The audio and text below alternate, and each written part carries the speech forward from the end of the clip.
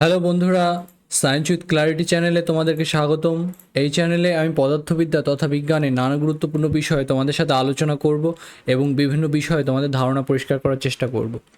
আমি তোমাদের ক্লাস 12-এর স্থির তড়িতের ধারক নিয়ে পড়াচ্ছিলাম। সেই ধারক সম্পর্কেই আজকে আমার আলোচনাকে আমি কন্টিনিউ করছি। তাহলে ধারকের কতটা পর্যন্ত আমরা পড়েছিলাম? আমরা ধারক কী সেটা জেনেছিলাম, ধারকের যে বিভিন্ন টাইপ সেটা সম্পর্কে আমরা জেনেছিলাম, বিভিন্ন ধরনের ধারকের ধারকত্ব কতটা হয় সেটা আমরা জেনেছিলাম, এগুলো সম্পর্কে আমরা জেনেছি এবং আমরা ধারকের সমবায় সম্পর্কে জেনেছিলাম, তুল্য ধারকত্ব কীভাবে হিসাব করতে হয় সেটা আমরা জেনেছিলাম। আজকে আমরা দেখব যে এই যে সমান্তরাল পাত ধারক আমরা পড়েছিলাম, সেই সমান্তরাল পাত ধারকের যে দুটো পাত তাদের ভেতর ক্রিয়াশীল যে আকর্ষণ বল কতটা হয় সেটা সম্পর্কে আমরা জানব। এই সংস্থাটার ক্ষেত্রে যে শক্তি ঘনত্ব সেটা কী রকমের হয় সেটা সম্পর্কে আমরা জানব। এছাড়াও আরও নানাবিধ বিষয়ে আমরা আলোচনা করব। তাহলে প্রথমে আমরা কি দেখব, যে সমান্তরাল ধারকের পাতদ্বয়ের ভেতর আকর্ষণ বল, শক্তি ঘনত্ব, এগুলো সম্পর্কে আমরা জানব। তাহলে একটা একটা করে দেখি আমরা। তাহলে আমরা কি বের করতে যাচ্ছি? প্রথমে যে সমান্তরাল পাত ধারকের পাতদ্বয়ের মধ্যে আকর্ষণ বল, সমান্তরাল পাত ধারকের পাতদ্বয়ের মধ্যে আকর্ষণ বল, এটা সম্পর্কে আমরা প্রথমে দেখব। ঠিক আছে, পাতদ্বয়ের মধ্যে আকর্ষণ বল, এটা সম্পর্কে আমরা দেখব, যে সমান্তরাল ধারকের পাতদ্বয়ের মধ্যে যে ক্রিয়াশীল আকর্ষণ বল কতটা হয় সেটা আমরা দেখব। তাহলে দেখো এখানে কি বলা হচ্ছে, ধরো দুটো পাত এরকম আছে, যে সমান্তরাল পাত ধারকের এটা হচ্ছে দুটো পাতেরই ক্ষেত্রফল হচ্ছে ধরো এ করে আছে এখানে। সো এরকম দুটো পাত আছে। আমি বারবার বলেছি এই পাত দুটোর আকার নানা রকমের হতে পারে, এরা আয়তকার হতে পারে, এরা বৃত্তাকার হতে পারে, বর্গাকার হতে পারে, যে কোনো টাইপের হতে পারে। তাহলে সেরকম একটা পাতের ক্ষেত্রফল আমরা ধরছি এ ক্ষেত্রফল বিশিষ্ট একটা পাতে আমরা ধরছি প্লাস কিউ, এটাতে আধান আছে, এটাতে কতটা আধান আছে? Minus Q. এইভাবে আমার একটা সমান্তরাল পাত ধারক গঠিত হয়েছে, এদের ভেতর দূরত্ব হচ্ছে ডি। ঠিক আছে, এবার এই পাত দুটোর ভেতর ক্রিয়াশীল যে আকর্ষণ বল কতটা হবে সেটা আমরা বের করতে যাচ্ছি। তাহলে আকর্ষণ বলটা আমাদের দরকার। এখন আমরা যদি একটা পাতের কথা বিবেচনা করি, একটা পাতে প্লাস কিউ আধান থাকার জন্য সেই পাতটার কাছাকাছি একটা পয়েন্টে যে তড়িৎ ক্ষেত্র হবে সেই তড়িৎ ক্ষেত্রটা কত হবে? যদি প্লাস কিউ আধানের জন্য আমরা দেখি, প্লাস কিউ আধানের জন্য ওর কাছাকাছি একটা পয়েন্টে তড়িৎ ক্ষেত্রের মান কত হবে? তড়িৎ ক্ষেত্রের মান হবে Q/2A এপসাইলন। এটা হবে ওই প্লাস কিউ আধান বিশিষ্ট যে পাত তার কাছাকাছি একটা পয়েন্টে তড়িৎ ক্ষেত্রের মান। ঠিক আছে, তাহলে এইটা যদি তড়িৎ ক্ষেত্র হয় তাহলে এই তড়িৎ ক্ষেত্রের প্রভাবে মাইনাস কিউ যে আধান তার উপর একটা বল ক্রিয়া করবে, সেই বলের মান কত হবে? তাহলে আমরা যদি বলি এখানে তড়িৎ ক্ষেত্র হচ্ছে ইটা তড়িৎ ক্ষেত্র কিন্তু পুরোটার জন্য বোঝাচ্ছি না, এটা কিসের জন্য বোঝাচ্ছি? যে এটা বোঝাচ্ছি যে আমি এই যে তড়িৎ ক্ষেত্রটা আমি লিখছি এটা কার জন্য লিখছি? এটা হচ্ছে প্লাস কিউ আধান বিশিষ্ট যে পাত তার কাছাকাছি একটা পয়েন্টে তড়িৎ ক্ষেত্র। তাহলে লিখছি এখানে যে প্লাস কিউ আধান বিশিষ্ট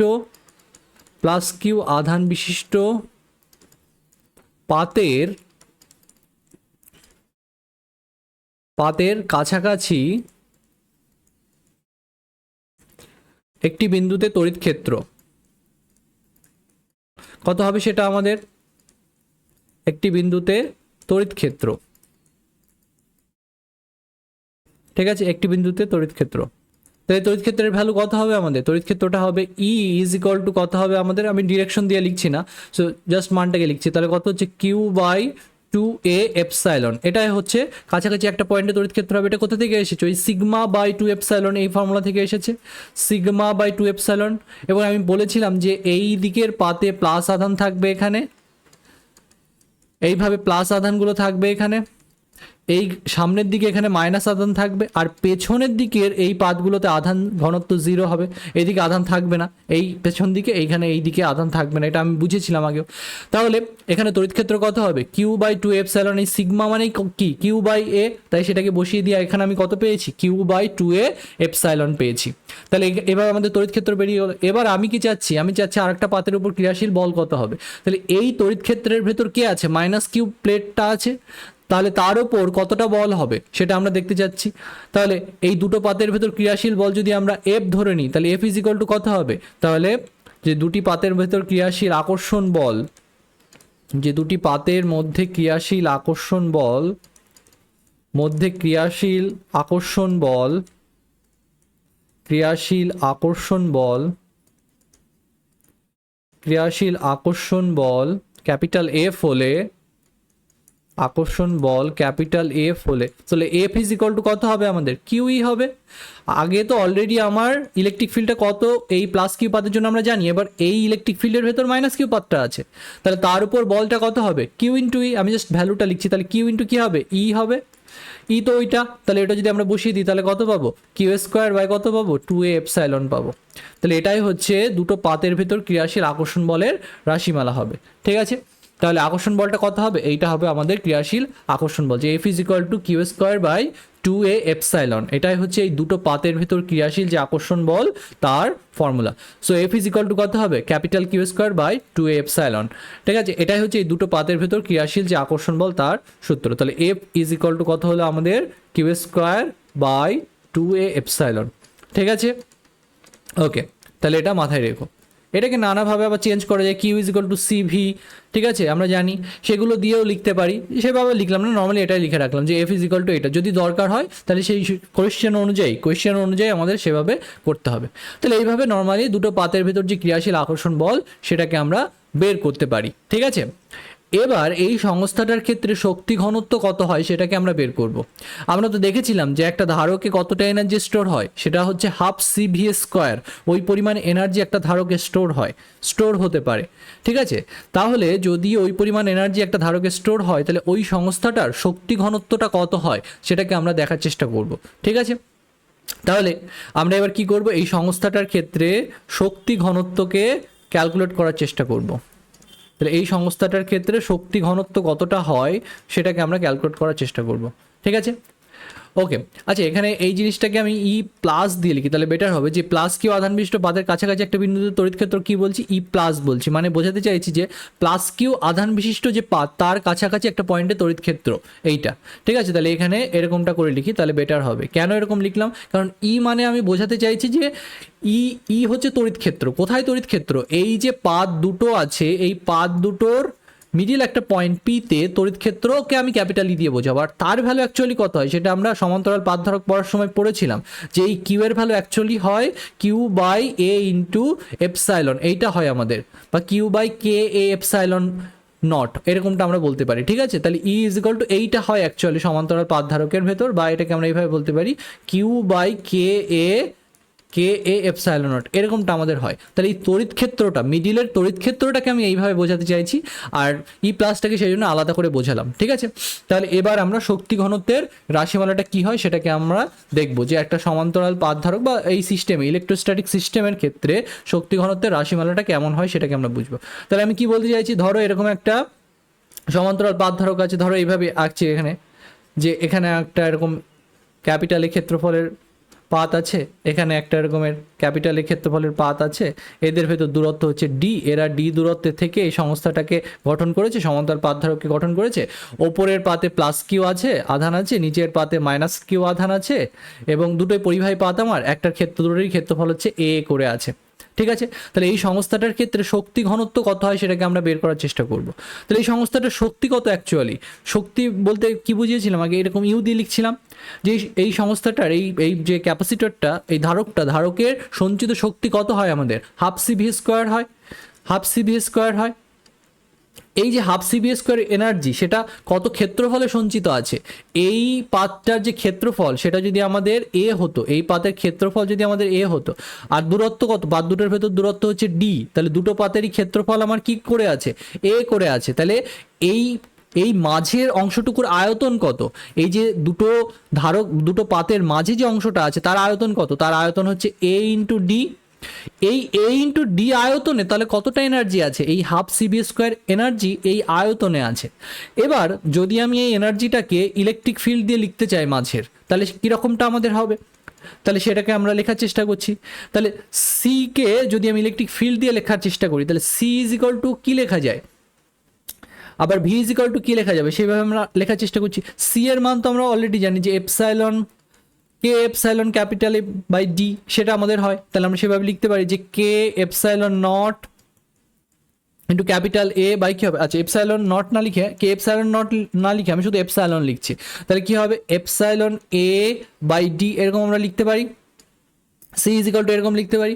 আর ভি ইজ ইকাল টু কি লিখতে পারি, ভি মানে কি পড়েছিলাম আমরা ইলেকট্রিক ফিল্ড, যখন আমরা ক্যাপাসিটর পড়েছিলাম, ধারক পড়েছিলাম, তখন আমরা কি বলেছিলাম normally V is equal to কি লেখা যায়, ই ইন্টু ডি। এটা কোথা থেকে এসেছে, ই ইজ ইকাল টু আমরা কি পড়েছিলাম, ডিভি ডিআর এরকম পড়েছিলাম। আমি বলেছিলাম এখানে ডিভি কি বোঝাচ্ছে, যে ডিআর পরিমাণ অল্প দূরত্বে ভি এর যে পরিবর্তন সেটাকে বোঝাচ্ছে। তাহলে ডিভি ইজ ইকাল টু কি লেখা যায়, ই ইন্টু দূরত্ব লেখা যায়। তাহলে এই ক্যাপাসিটারের প্লেট দুটোর মধ্যবর্তী দূরত্ব কত, ডি, আর ওই অঞ্চলে যে তড়িৎ ক্ষেত্র সেটাকে আমি বলছি ক্যাপিটাল ই।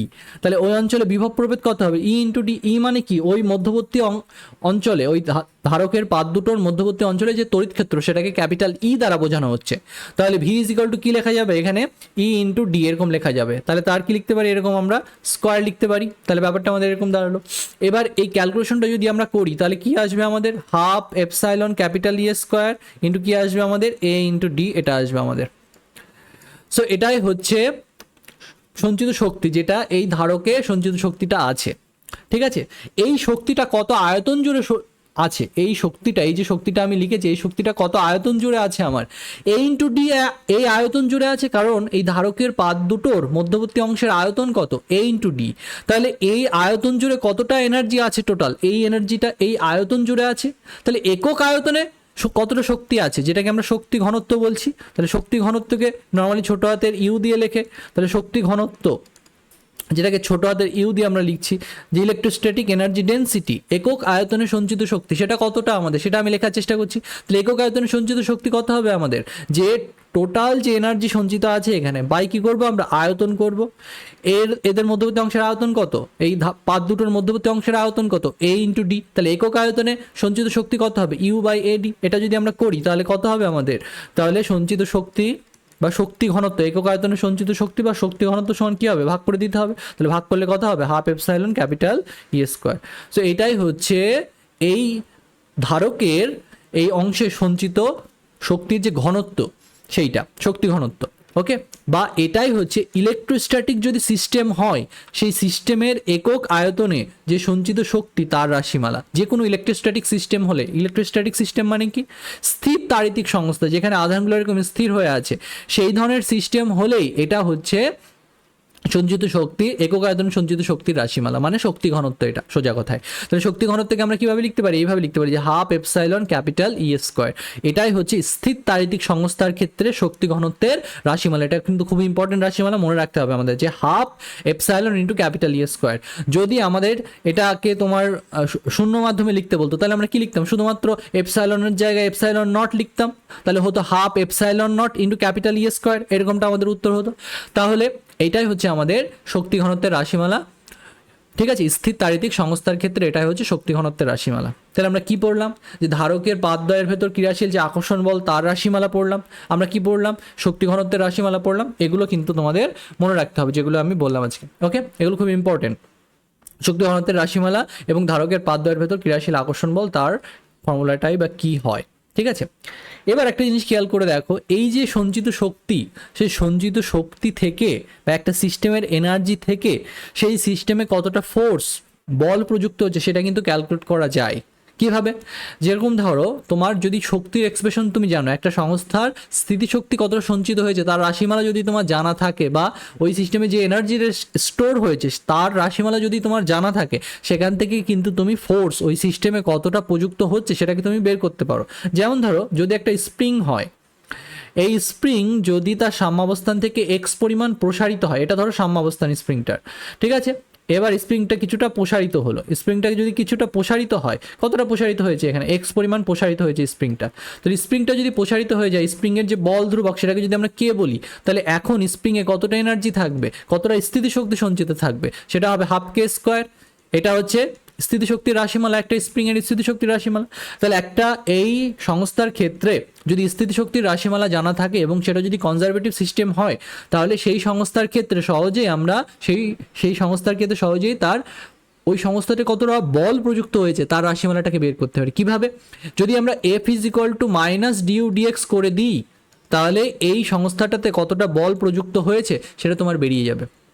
তাহলে তুমি যদি মাইনাস ডিউ ডিএক্স করো, এখানে ডেরিভেটিভ করো, তাহলে ইউ কে এক্স এর সাপেক্ষে, তাহলে তুমি এখানে কত পাবে? মাইনাস কে এক্স পাবে। করে দেখো, এটা মাইনাস কে এক্স আসবে।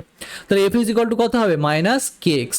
এটাই তো স্প্রিংয়ের বলের রাশিমালা, যে F is proportional to x হয় স্প্রিংয়ে, যে স্প্রিংয়ের কোনো অবস্থায় যে প্রযুক্ত বল সেটা স্প্রিংয়ের দৈর্ঘ্য বৃদ্ধির যে সমানুপাতিক হয়। তাহলে এফ ইজ প্রপোর্শনাল টু তো এক্স হচ্ছে, এবং মাইনাস চিহ্ন বোঝাচ্ছে এখানে বলটা আকর্ষণ বল হিসেবে কাজ করছে, মানে স্প্রিংটাকে সংকোচন করতে চাইছে। তাহলে এইটাই হচ্ছে তোমার বলের রাশিমালা। ঠিক আছে, তাহলে একটা সংস্থার ক্ষেত্রে যদি স্থিতিশক্তির রাশিমালা তোমার জানা থাকে, তাহলে সেই সংস্থাটাতে কতটা বল প্রযুক্ত হয়েছে সেটাকে কিন্তু বের করা যায়। সেম কথা এই সিস্টেমটার ক্ষেত্রেও কিন্তু প্রযোজ্য। এই ইলেকট্রোস্ট্যাটিক সিস্টেমের ক্ষেত্রে কতটা বল প্রযুক্ত হবে সেটাও কিন্তু এইভাবে আমরা বের করতে পারি, যে F is equal to minus dU dx, এভাবে বের করতে পারি। তাহলে সেই বলের রাশিমালাটা আমরা লিখে দিচ্ছি কিভাবে আমি এই ইলেকট্রোস্ট্যাটিক সংস্থার ক্ষেত্রে এই বলটাকে আমরা বের করতে পারি। তাহলে এটাকে জাস্ট আমি অত ডিটেলসে বলছি না, আমি জাস্ট বলে দিচ্ছি কিভাবে বলটাকে বের করা যেতে পারে। এগুলো আমি অঙ্ক করে তোমাদের ভালো করে বোঝাবো। ঠিক আছে, এই আজকের লেকচারের পরে দেখবে আমি এই ধারকের অনেকগুলো প্রবলেম করাবো। ঠিক আছে, সেখানে দেখবে এই জিনিসগুলো কাজে লাগবে। ঠিক আছে, ওইগুলো ভালো করে আমাদের পড়তে হবে।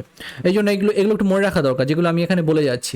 তাহলে এই স্থির তাড়িতিক সংস্থার ক্ষেত্রে যে ক্রিয়াশীল বল যদি কোথাও বের করতে বলে, তাহলে আমরা কি বের করবো? F is equal to minus dU dx করবো। ঠিক আছে, এবার একটা জিনিস খেয়াল রেখো, এই যে আমাদের এই সংস্থাটাতে এই যে মাইনাস ডিউ ডিএক্স তখনই আমরা লিখবো যদি আধান ধ্রুবক থাকে। তাহলে একটা সংস্থার ক্ষেত্রে যদি আধান ধ্রুবক থাকে, সাধারণত এই ক্যাপাসিটরের এই প্লেটগুলোর ভেতর আকর্ষণ বল বা বিভিন্ন ধরনের এই ধরনের সিস্টেমে আকর্ষণ বল তোমাকে বের করতে দেবে।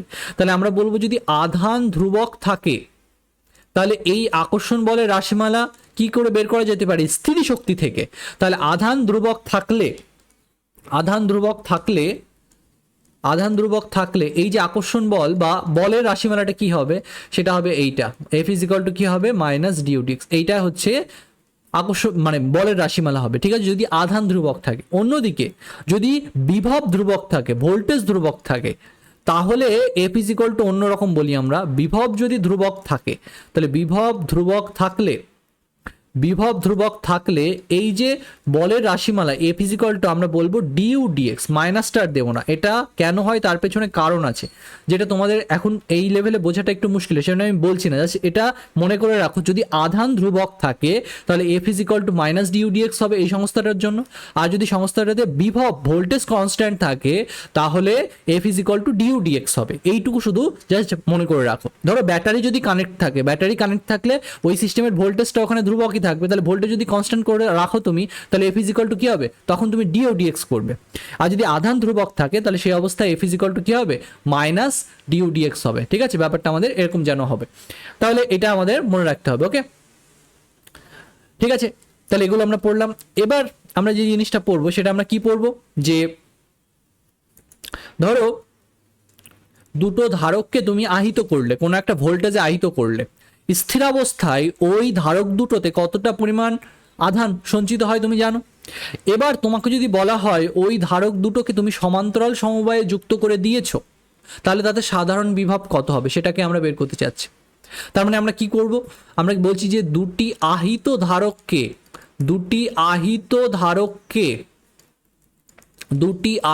ধারককে সমান্তরাল সমবায়ে যুক্ত করার ফলাফল, সমান্তরাল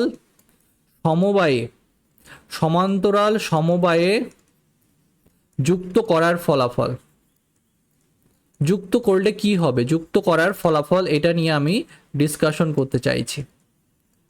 ঠিক আছে, দুটি আহিত ধারককে সমান্তরাল সমবায়ে যুক্ত করার যে রেজাল্ট, যুক্ত করার ফলাফল কি হতে পারে সেটা নিয়ে আমি তোমাদের সাথে আলোচনা করতে চাইছি। তাহলে কি বলবো, যে দুটি আহিত ধারককে সমান্তরাল সমবায়ে যুক্ত করার ফলাফল। ধরো একটা ধারককে আমি আহিত করলাম, এটা আমার একটা ধারক। ঠিক আছে, এটাকে আমি আহিত করলাম, কি ভোল্টেজে আহিত করলাম? V1 ভোল্টেজে বা V1 ব্যাটারি দ্বারা আমি এই C1 ধারককে ধরো আহিত করেছি। তাহলে এটাতে এখন কত আধান থাকবে? C1 V1 এই পরিমাণ আধান থাকবে এই ধারকটাতে। আর একটা ধারক আমি নিলাম, C2 ধারক আমি নিলাম, যেই C2 ধারককে আমি V2 ভোল্টেজে ধরো আহিত করলাম, তাহলে এই C2 ধারককে আমি কত ভোল্টেজে আহিত করছি? V2 ভোল্টেজে আহিত করছি। তাহলে C1 ধারককে V1 ভোল্টেজে, C2 ধারককে V2 ভোল্টেজে আমি কি করলাম? আহিত করলাম। আহিত করে এবার এই ধারক দুটোকে আমি কি করছি? এরকমের সমান্তরাল সমবায়ে যুক্ত করে দিচ্ছি। এই ধারক দুটোকে আমি কি করছি? এরকমের সমান্তরাল সমবায়ে যুক্ত করে দিচ্ছি, ঠিক আছে? এরকম সমান্তরাল সমবায়ে যুক্ত করে দিচ্ছি।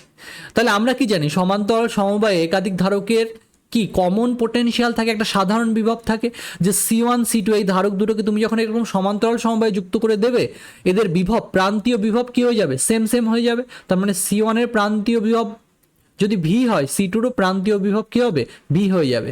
তাহলে এই দুটো ধারককে প্রথমে তুমি আহিত করলে, আহিত করার পর তুমি যখন এদেরকে এরকম সমান্তরাল সমবায়ে যুক্ত করে দেবে, তখন এই কমন পোটেনশিয়ালের মানটা কত হবে সেটা আমি বের করতে চাইছি, ঠিক আছে? তাহলে আমরা কি বের করতে যাচ্ছি? যে এইরকম দুটো ধারককে আহিত করে তারপর তাদের সমান্তরাল সমবায়ে যদি যুক্ত করে দেওয়া হয়, তাহলে সাধারণ বিভব কত হবে এই সংস্থাটার, সেটা আমরা বের করতে চাচ্ছি।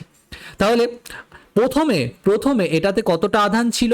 Q1 পরিমাণ আধান ছিল। তাহলে Q1 ইজ ইকুয়াল টু কত বলবো? C1 V1।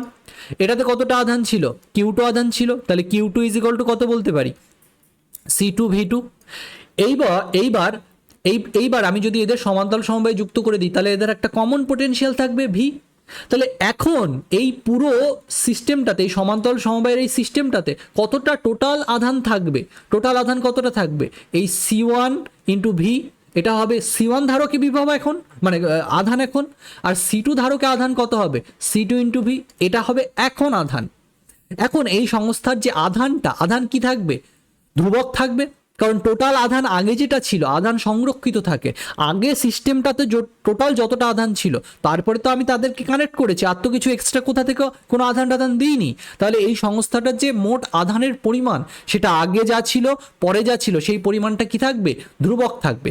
এই ভোল্টেজটা কেন সমান হয়ে গেছে? কারণ যদি ভোল্টেজের ডিফারেন্স থাকে, তাহলে এদিক ওদিক আধানের প্রবাহ হয়েছে, সামান্য তড়িৎ প্রবাহ হয়েছে, হয়ে দুজনার ভোল্টেজ কি হয়ে গেছে? সমান হয়ে গেছে। আর যতক্ষণ না পর্যন্ত ভোল্টেজ সমান হয়েছে, ততক্ষণ পর্যন্ত আধানের প্রবাহ হয়েছে, হয়ে এরকম ভোল্টেজ সমান হয়ে গেছে। তাহলে যখন ভোল্টেজ সমান হয়েছে ওদের প্রান্তে, তখন যে দুটোরই বিভব ধরছি আমরা V করে, সেই অবস্থায় C1 ধারকে C1 V আধান আছে, C2 ধারকে C2 V আধান আছে। তাহলে টোটাল আধান তো সংরক্ষিত থাকবে। তাহলে টোটাল আধান যদি সংরক্ষিত থাকে, তাহলে পরে টোটাল যে আধান আছে আর আগে টোটাল যে আধান ছিল, এই দুটোর পরিমাণ কি হবে আমাদের? আগে টোটাল কত আধান ছিল? একটাতে ছিল C1 V1, একটাতে ছিল C2 V2। তাহলে আগে টোটাল আধান কত ছিল? এই C1 V1 plus C2 V2। পরে টোটাল আধান কত হয়েছে? এইটা হয়েছে। তাহলে দুটোকে আমরা ইকুয়াল করে লিখতে পারি। তাহলে সাধারণ বিভব কত হবে? কমন পোটেনশিয়ালটা আমাদের কত হবে? এখান থেকে আমরা বের করতে পারি। তাহলে কমন পোটেনশিয়ালটা কত হবে? সাধারণ বিভব দুজনার যেটা হবে কমন, সেটা আমাদের বেরিয়ে যাবে এখান থেকে। তো দেওয়ার পর আমরা কি লিখতে পারি? যে common potential is equal to কি লেখা যেতে পারে? যে C1 V1 plus C2 V2 by কি হবে? C1 প্লাস C2, এরকম করে আমরা লিখতে পারি। এটাই হবে আমাদের সাধারণ বিভব বা কমন পোটেনশিয়ালের রাশিমালা, ঠিক আছে? এটাকে আবার এভাবেও লেখা যায়। কিভাবে লেখা যায়? যে C1 V1 মানে কি লেখা যায়? ক্যাপিটাল Q1, যে প্রথমে কতটা আধান ওইটাতে ছিল, সেটাকে আমরা বলছি C1 V1, মানে প্রথম ধারকটাতে একদম শুরুতে কতটা আধান ছিল সেটাকে বলছি Q1। তারপরে দ্বিতীয় ধারকটাতে প্রথমে কতটা আধান ছিল সেটা হচ্ছে Q2, বাই কি লিখতে পারি? C1 plus C2। এভাবেও আমরা লিখতে পারি, এটাও ঠিক আমাদের, ঠিক আছে? তাহলে এইভাবে আমরা লিখতে পারি জিনিসটাকে, ওকে? এখন ধরো তোমাকে যদি বলে যে এরকম একটা গোলক আছে, পরিবাহী গোলক, এরকম আরেকটা পরিবাহী গোলক আছে, দুটো ধরো রেডিয়াস আলাদা। এটা রেডিয়াস ধরো R1, এটা রেডিয়াস ধরো R2, ঠিক আছে? দুটোর আলাদা আলাদা ধরো রেডিয়াস আছে। এটাকে আমি বলছি ধরো A গোলক, এটাকে বলছি আমি ধরো B গোলক। এবার এদেরকে তুমি কি করেছো? এরকম তার দিয়ে কানেক্ট করে দিয়েছো। এবার এটাতে কিছুটা আধান দিয়েছিলে তুমি, এটাতে কিছুটা আধান দিয়েছিলে। এটাতে কতটা আধান দিয়েছিলে? এটাতে ধরো প্রথমে Q1 আধান ছিল। এটাতে তুমি কতটা আধান দিয়েছিলে? প্রথমে ধরো Q2 আধান দিয়েছিলে। তাহলে এবার এই তার দিয়ে যদি তুমি কানেক্ট করে দাও, তাহলে যতক্ষণ না পর্যন্ত এদের বিভব সমান হবে, ততক্ষণ পর্যন্ত আধানের প্রবাহ হবে। মানে এই সিস্টেমটাতে এই তার দিয়ে তড়িৎ প্রবাহ হবে। কতক্ষণ পর্যন্ত হবে? যতক্ষণ না পর্যন্ত দুজনার বিভব সমান হয়ে যাবে। তাহলে যখন বিভব সমান হয়ে যাবে তখন প্রবাহ বন্ধ হয়ে যাবে। আবার এই পুরো সিস্টেমটাকে আমরা কি ভাবতে পারি, এ গোলকটাকে আমরা একটা ধারক হিসেবে ভাবতে পারি, কারণ এই গোলকে যদি আমরা কিছুটা আধান দিয়ে দিই তাহলে ওইটা একটা ধারকের মতো কাজ করে, যেন বি গোলকটাও সেরকম, এক পরিবাহী গোলকটাও সেরকম একটা ধারকের মতো কাজ করছে। তাহলে এই আধানের প্রবাহ ততক্ষণ হবে যতক্ষণ না পর্যন্ত বিভব সমান হয়ে যায়। তাহলে এক্ষেত্রেও যে কমন পোটেনশিয়ালের সূত্র হবে সেটা সেই একই সূত্র হবে। তাহলে ভি ইজ ইকুয়াল টু কি লিখতে পারি, ভি ইজ ইকুয়াল টু আমরা লিখতে পারি না যে কিউ ওয়ান কমন পোটেনশিয়াল সাধারণ যে বিভব সেটা হবে এইটা আমাদের যে Q one plus Q two by কি হবে এদের ধারকত্বের যোগফল। তাহলে এই সি ওয়ান ধারক, এই যে এ ধারকটা, এ ধারকের ধারকত্ব কত, এই ধারকের ধারকত্ব C one is equal to কত লিখতে পারি আমরা, যে 4 পাই এপসাইলন ইন্টু এর রেডিয়াস আর ওয়ান। এটার ধারকত্ব কত লিখতে পারি, C two is equal to কত হবে 4 pi epsilon into R two, এরকম আমি লিখতে পারি। তাহলে কমন পোটেনশিয়াল এখান থেকে বেরিয়ে যাবে আমাদের, সেটা কত হবে যে 4 পাই এপসাইলন ইন্টু কী হবে C one plus C two ছিল ফর্মুলাতে আমাদের। তাহলে দুটোকে যদি যোগ করে দাও তুমি তাহলে কত হবে, এরকমটা আমাদের হবে। তাহলে এইভাবে এই সংস্থাটার ক্ষেত্রে যে সাধারণ বিভব কতটা হবে সেটা আমরা বের করতে পারি। খুবই খুবই খুবই ইম্পর্টেন্ট এই জায়গাটা যেটা এখন পড়াচ্ছি, এটা থেকে কোয়েশ্চেন খুব আসে পরীক্ষায়, খুবই আসে পরীক্ষায়, ঠিক আছে। এই কমন পোটেনশিয়াল বের করতে দেয়, এই যে গোলকের যে সিস্টেমটা বললাম সেটা দেয়, অথবা ওই ধারক দুটোকে তোমাকে দেবে, ঠিক আছে, দিয়ে বলবে যে এরকম সমান্তর সমবায় যুক্ত করে দিলে যে সাধারণ বিভবটা কত হবে ক্যালকুলেট করো। তাহলে এইভাবে তোমাকে ক্যালকুলেট করতে হবে, ঠিক আছে। মাথায় রেখো কী করে করলাম। আবার তোমাকে এটাও জানতে চাইতে পারে যে প্রথমে প্রথম এই গোলকটাতে কিউ ওয়ান আধান দিয়েছিলাম, বি গোলকটাতে প্রথমে কিউ টু আধান দিয়েছিলাম, ফাইনালি এ গোলকে কতটা আধান থাকবে, ফাইনালি বি গোলকে কতটা আধান থাকবে সেটা আমরা বের করতে পারি। সেটা কি করে বের করতে পারি, যে এ গোলকটাতে আমি কতটা আধান দিয়েছিলাম, এ গোলকটাতে আমি কতটা আধান দিয়েছিলাম, কিউ ওয়ান আধান দিয়েছিলাম, আর বি গোলকটাতে কতটা আধান দিয়েছিলাম, বি গোলকটাতে কিউ টু আধান দিয়েছিলাম। তাহলে এটার ব্যাসার্ধ আর টু ধরছি, এটা বি গোলক আমার, এটাতে কতটা আধান দিয়েছিলাম, এটাতে কিউ টু আধান দিয়েছিলাম, এটাতে কিউ ওয়ান আধান দিয়েছিলাম, ঠিক আছে। এবার এদেরকে তার দিয়ে কানেক্ট করে দেওয়া হয়েছে, দুটোই পরিবাহী গোলক, তাহলে তার দিয়ে কানেক্ট করে দিলে আধানের প্রবাহ হবে বলেছি। কতক্ষণ পর্যন্ত আধানের প্রবাহ হবে, যতক্ষণ না পর্যন্ত তাদের বিভব সমান হয়। তাহলে ফাইনালি একদম অন্তিম অবস্থায়, ফাইনালি এটাতে যদি কিউ অবস্থান থাকে তাহলে অন্তিম অবস্থায় মানে যখন তাদের বিভব সমান হয়ে গেল সেই অবস্থায় যদি এটার আধান যদি আমি ধরে নিচ্ছি যেন কিউ ওয়ান ড্যাশ, তাহলে এটা ধরো বলছি যে অন্তিম অবস্থায় এটার আধান কত, অন্তিম অবস্থায় এই যে এগোলোকটার যে আধান সেটাকে আমরা ধরছি কিউ ওয়ান ড্যাশ, আর এটার আধান কত ধরছি অন্তিম অবস্থা বলতে যখন এদের বিভব সমান হয়ে গেছে সেই অবস্থাটাকে বোঝাচ্ছি। তাহলে অন্তিম অবস্থায় তার দিয়ে কানেক্ট করে দিলে তাদের বিভব সমান হয়ে যাবে। তাহলে অন্তিম অবস্থায় এর আধান কত, কিউ টু ড্যাশ। তাহলে অন্তিম অবস্থায় এর আধানটাকে কি বলছি আমরা, কিউ টু ড্যাশ। তাহলে অন্তিম অবস্থায় এদের বিভব তাহলে সমান হয়ে যাবে। তাহলে আমরা কি জানি যে বিভবের সূত্র কি, একটা গোলকে যদি আধান দিয়ে দিই তাহলে ফাঁপা যদি হয়, এটা ফাঁপা ধরে নেওয়া হচ্ছে এগুলো সব, বা পরিবাহী গোলক হলে আধান পরিবাহীর পৃষ্ঠেই থাকবে সেই রকম ধরে নেওয়া হচ্ছে। তাহলে কি হচ্ছে, কিউ ওয়ান বাই প্রথম গোলকটার যে বিভব সেটা কত হবে, Q one by 4 pi epsilon into R one, আর দ্বিতীয় যে গোলকটা তার বিভব কত হচ্ছে, তার বিভব হচ্ছে কিউ টু ড্যাশ বাই কত হবে, আর টু ড্যাশ, মানে আর টু হবে, এরকম হবে। তাহলে প্রথম গোলকটা দ্বিতীয় গোলকটার বিভব কি হবে, ম্যাচ করবে, যতক্ষণ না পর্যন্ত এই বিভবটা ম্যাচ করবে ততক্ষণ পর্যন্ত আধানের প্রবাহ হতে থাকবে দুটো গোলকে। তাহলে ফাইনালি এইটা হবে তাদের দুজনার সমান সমান বিভব। এখন ওপরে যদি আমরা সংযোজন প্রক্রিয়া করি তাহলে কি হবে, Q one dash plus Q two dash হয়ে যাবে। Q one dash plus Q two dash কি দেবে, এদের টোটাল আধানটা দেবে। এবার আধান তো সংস্থাটার জন্য সংরক্ষিত থাকবে, তাহলে একদম শুরুতে তাদের আধান কত ছিল, একটাতে ছিল কিউ ওয়ান, একটাতে ছিল কিউ টু, দুটো যোগ করলে কত হবে, Q one plus Q two. একদম শুরুতে এটা আধান ছিল, তাহলে শুরুতে যদি ওটা আধান থাকে পরবর্তীতে তাহলে কি হবে, এই Q one dash plus Q two dash এটা কার সাথে সমান হবে, এটা কিউ ওয়ান প্লাস কিউ টুর সাথে সমান হবে, যেহেতু আধান সংরক্ষিত থাকবে। তাহলে ফাইনালি তাদের টোটাল যতটা আধান আর ইনিশিয়ালি টোটাল তাদের যে আধান ছিল তাদের সমষ্টিটা কি হবে, সেম হবে। তাহলে এইটা হবে Q one dash plus Q two ড্যাশটা কিউ ওয়ান প্লাস কিউ টুর সাথে সমান হবে। তাহলে ফাইনালি এগুলোকে কতটা আধান থাকবে সেটাকে দেখো আমরা বের করতে পারি। ফাইনালি বিগুলোকে কতটা আধান থাকবে সেটাকে আমরা বের করতে পারি, এখানে R one plus R two হবে। তাহলে ফাইনালি কতটা আধান থাকবে, এখানে Q one dash is equal to কত লিখতে পারি, তাহলে এরকমটা আমরা লিখতে পারি যে আর ওয়ান বাই কি হবে, R one plus R two into কত হবে, Q one plus Q two, এটা আমাদের হবে। আর Q two dash is equal to কত হবে, Q two dash is equal to হবে R2 বাই কত হবে R1 প্লাস R2 ইন্টু কত হবে Q1 প্লাস Q2 হবে আমাদের। তাহলে এইভাবে আমরা কতটা আধান ফাইনালি এই সিস্টেমটাতে থাকবে, কোন গোলকে কতটা আধান থাকবে এভাবে দেখো বের করতে পারি। ঠিক আছে, ওকে। দেখো এবার ক্যাপাসিটরে যদি তোমাকে বের করতে বলতো এখানে যে এই ধারকে ফাইনালি কতটা আধান থাকবে সেটাও বের করা যেতে পারে, কারণ দেখো তুমি ফাইনাল যে পোটেনশিয়াল পেয়ে গেলে, আর কিউ ইজ ইকুয়াল টু আমরা জানি সিভি, তাহলে সেটা ইউজ করে আমি এই C1 ধারকে ফাইনালি কতটা আধান আছে বের করতে পারি, C2 ধারকে ফাইনালি কতটা আধান আছে সেটাকেও বের করতে পারি। তাহলে এইভাবে বের করা যেতে পারে। ওকে, তাহলে এইভাবে ফাইনালি এই সিস্টেমে কতটা আধান থাকবে সেটাকে বের করা যেতে পারে। তারপরে এই সংস্থাটার এই গোলক দিয়ে গঠিত সংস্থাটার, পরিবাহী গোলক দিয়ে গঠিত সংস্থাটার কমন পোটেনশিয়াল কত হবে সেটাও দেখো এইভাবে বের করা যেতে পারে। ঠিক আছে, এখন তুমি যদি চাও যে এটাকে আমি ইয়ে দিয়ে লিখবো, তোমার সি দিয়ে লিখতে যাচ্ছ, কারণ কিউ ইজ ইকুয়াল টু কত হবে সিভি। প্রথম অবস্থায় যতটা ইয়ে ছিল তুমি এটাকে সি দিয়েও লিখতে পারতে। ঠিক আছে, সেভাবে আর আমি লিখছি না, আমি এইভাবেই লিখছি। ঠিক আছে, Q1 প্লাস Q2 বা এটা এরকম হচ্ছে। ওকে, তাহলে এইটা আমাদের হবে এইভাবে। তাহলে আশা করি আমি ব্যাপারটা দেখো বোঝাতে পেরেছি যেটা আমি বলতে চাইছিলাম। তাহলে এইভাবে আমরা করতে পারি জিনিসটাকে। তাই এটা খুবই ইম্পর্টেন্ট যেটা আমি বললাম, এগুলো যে পয়েন্টগুলো এখানে আমি বললাম।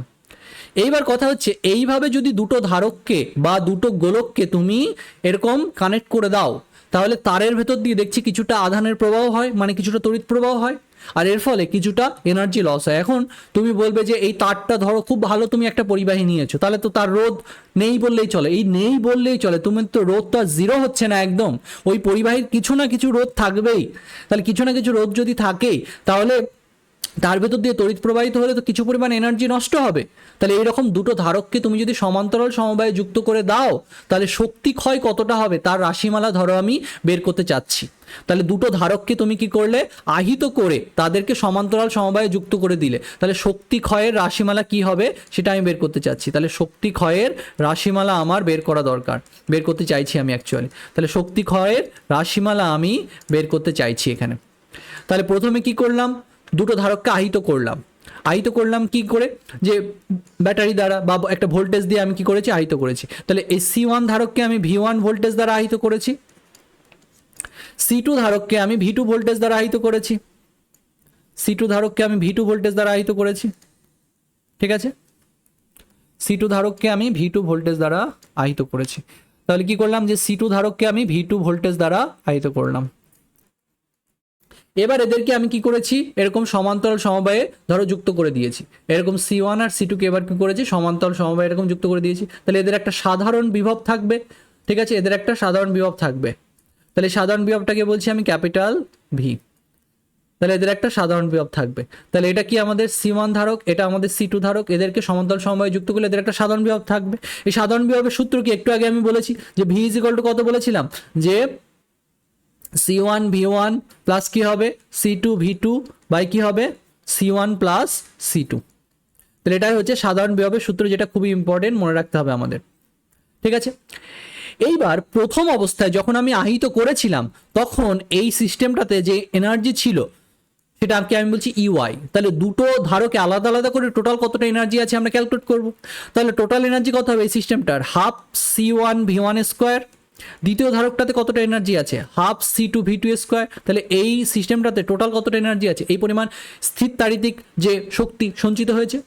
ফাইনালি এদের যখন কানেক্ট করে দিয়েছি তখন এই সিস্টেমটাতে কতটা এনার্জি আছে, এই পরিমাণ এনার্জি আছে হাফ। এখন প্রথম যে C1 ধারক তার প্রান্তীয় ভোল্টেজ কত ভি, C2রও প্রান্তীয় ভোল্টেজ ভি। তাহলে দুটোতেই প্রান্তীয় ভোল্টেজ হচ্ছে ভি করে। তাহলে প্রথম C1 এ এখন কতটা এনার্জি আছে এইটা, C2তে কত একটা এনার্জি আছে, এইটা এনার্জি আছে।